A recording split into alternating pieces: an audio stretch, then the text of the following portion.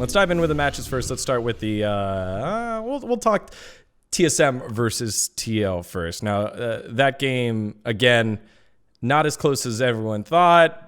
TSM just kind of throwing that one away, and and then TL just kind of control the game there. One of the big talking points that was brought up by one of our viewers over the week was like, hey, look, let's take a peek at Alphari Huni. Huni seems to be coming to form. He's a little bit more versatile with his champion picks. Alphari will only play carries, and we know that Huni can bring out Gragas, and he did. And he whiffed some ults and didn't look super great on it. Kind of wanted to get your thoughts there, Dom. What do you think about this matchup here? All right, so the first things first, I think Alphari had a good series, but that first death of the first game literally triggered me more, like, harder than anything. Like, I almost fell out of my chair when I saw it. So it was a split map. For people that don't remember the game, it was a split map, right? TSM actually, and this is why I thought TSM came in with, like, the prep advantage. Not only were they able to, like, use the Seraphine bot lane counter pick into Thresh as, like, an answer, and they pretty much got a good Seraphine support spot. Most people consider MF Seraphine to be good into Thresh.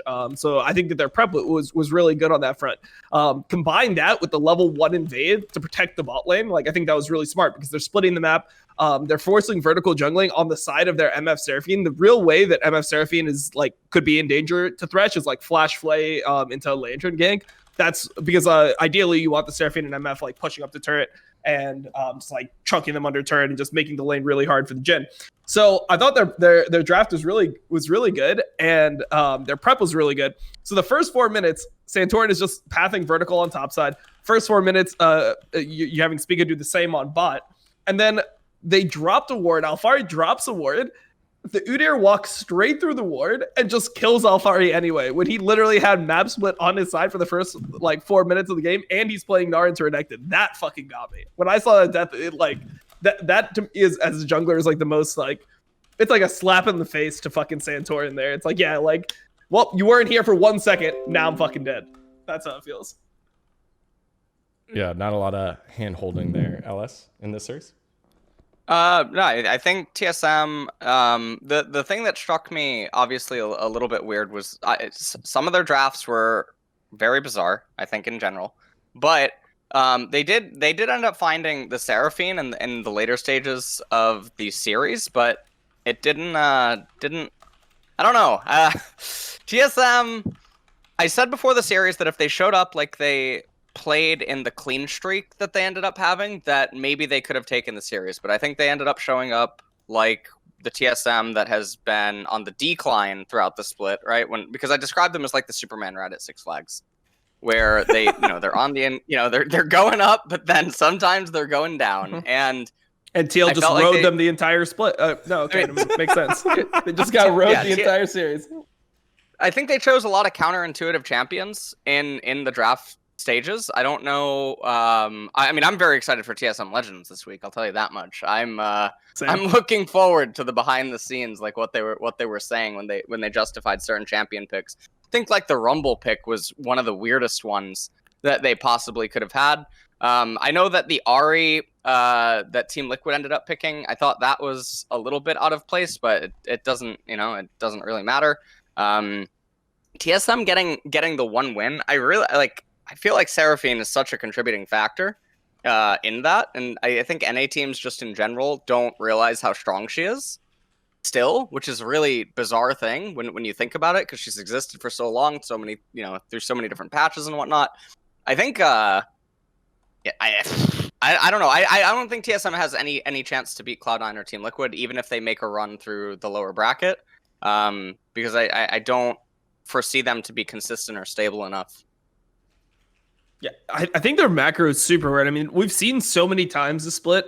I don't know how TSM gets into these really weird situations, but I mean, last year we would always make fun of them because they would do the famous Elder or Baron for Nexus trade. So they would just literally open mid, and then they would just take a side objective and lose their Nexus for it. But we saw it so many times. It's okay, what the fuck's going on? Now they've refined it a little bit. They don't just straight up lose the game over Baron or Elder anymore. Now what they do is when they're the ones on Soul Point or they're competing against a team that has Soul Point, they just always go to the Baron. And I just don't understand this at all. Why do they keep on prioritizing Baron over Soul in every spot? when they're the ones that are like either on soul point or the enemy's on soul point. Like it just doesn't make any sense. There's no like, is there no like, God, I guess there's no way for us to know, without like, getting the comms or whatever. But there's no reason for it other than like, hey, if they get Baron, maybe then they get mid prio, and then it makes it difficult for us to do, a straight up team fight at Dragon. Like, what could they possibly be thinking, LS, for that type of thing when they're on soul point? I mean, I don't know what so stuff like this. I don't. Again, it's really, really, really hard to know without having mic checks, like what's going on, and who's making these decisions. But I think that there's just a fundamentally flawed idea of where the priorities lie, or like what different sequences unfold depending on which like path you take, right? Right. And the thing that's really weird is, I mean, we've seen in other mic checks that Sword Art especially will override some other people's like wishes, right? I remember that there's like that one thing where they're all communicating and Sword Art's just adamant about doing one particular thing. So I don't know, maybe that's what ends up happening. So I'm not going to blame like everyone, but whoever's spearheading the main decisions, I mean, it's problematic, obviously, because it just doesn't make any fucking sense. I mean, it's like DRX of old. DRX were sort of like memed for always going for Baron over Soul Point. It was a very weird thing. Like if they just won a team fight, they would always just take Baron over getting Soul. And then they would contest the Soul and maybe lose it. And it was really, really, really weird all the time, because obviously Soul should be, in general, a higher priority than Baron. And then Elder should be... Cloud. Yeah. And then Elder should always be the highest priority. In general. What about compared to Nexus? Nexus or Elder? Yes, well. That's a tough thing. That's gonna be episode 3 of fixing NA. I'm gonna be like, guys, Soul is more important than Baron. Please stop going to Baron. Yeah. No. I mean, Nexus is the second most important 50 gold in the game. So. True. Yeah. I mean, it's Tibbers so is the first.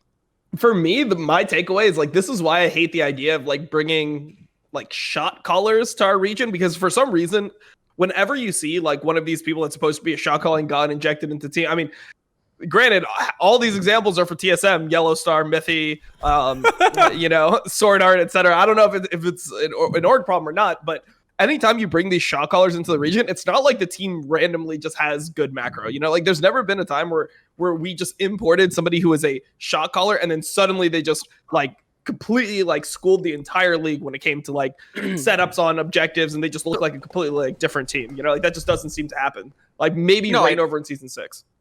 So here's the only thing that I think of, and I think that the public community, I'm really waiting for like fucking Nemesis to get to Korea already, right? Because I can just constantly stream like IRL like conversations, you know what I mean? Just like sitting there and talking about shit like this. The community, the public, Twitter, Reddit, they have such false ideas on what goes on inside of teams, right? We see it all the time with coaches and analysts, right? They bestow this arbitrary amount of power or knowledge to these titles, but the titles don't mean anything by themselves, right? Because there's nothing gatekeeping those titles. There's nothing credentialed about those titles necessarily. You mean anyone could get hired, right? You could just be you could be a player in OCE and then next year just be like coaching an LCS team. Like it's fucking crazy what can happen. Right. And people don't realize this, and so they give a lot of power to these fucking titles, and it just doesn't make sense, man. It literally makes no sense. The title doesn't mean anything. It really doesn't mean anything. So like it's a title and it's there, but it doesn't let you know what is actually happening. So I think in terms of shot calling idea, the reality is that I'm not a very big believer in communication, right? As a thing that gets stressed, particularly in the West, right? Where people always say communication's important, yada, yada, yada. You could take 3 Chinese players, 2 Korean players, or 4 Korean players, 1 Chinese player, yada, yada, yada. You could take someone who speaks Cantonese that's like challenger on Korea, right? Throw them in a team together. They won't speak and they'll still beat other teams. Because League of Legends itself, at its fundamental core, is a language, right? You don't need to, well, maybe in some cases you do. If you go to gank top lane, right, at very high MMR or something, generally 2 players know how to coordinate the dive onto a turret, right? How to juggle the aggro and how to do all this other stuff. Hi, MMR in which region? Because like, let me tell you, bro. Okay, see, I've been playing some solo queue this year. Okay, so, but the point that I'm trying to make is that communication is only a thing that has to be stressed when there is like tier gaps between the players. Right? When one player knows a lot more than the other, it adds a lot of stress to the player that knows more than the others, or that who is like comprehensively better at the game, because that player has to drag the other players along who don't know. The thing that I would liken it to is, do you ever play? So Dom, like this is for you. Do you ever play with like a very obscure one trick that's actually really good at their champion, and they just know lethal ranges or like the limits of the champion way better than you do?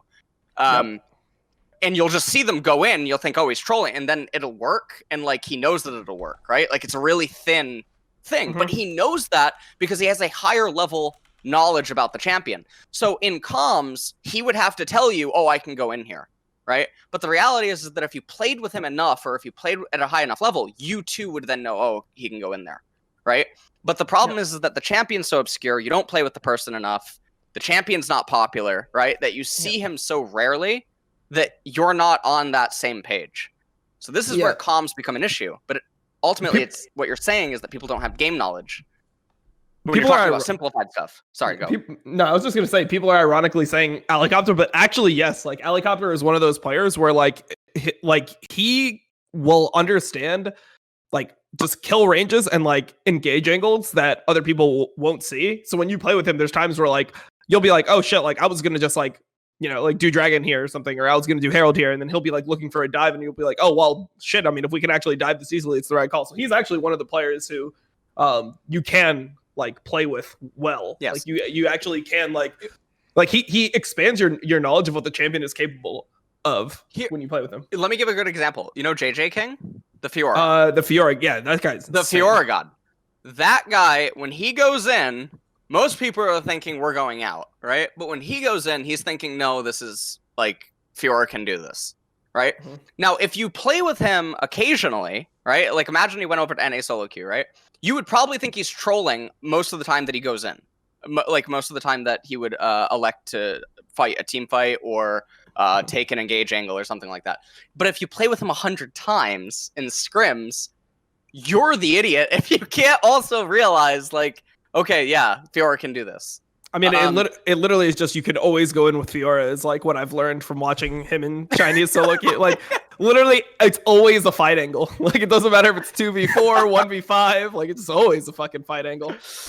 Oh man.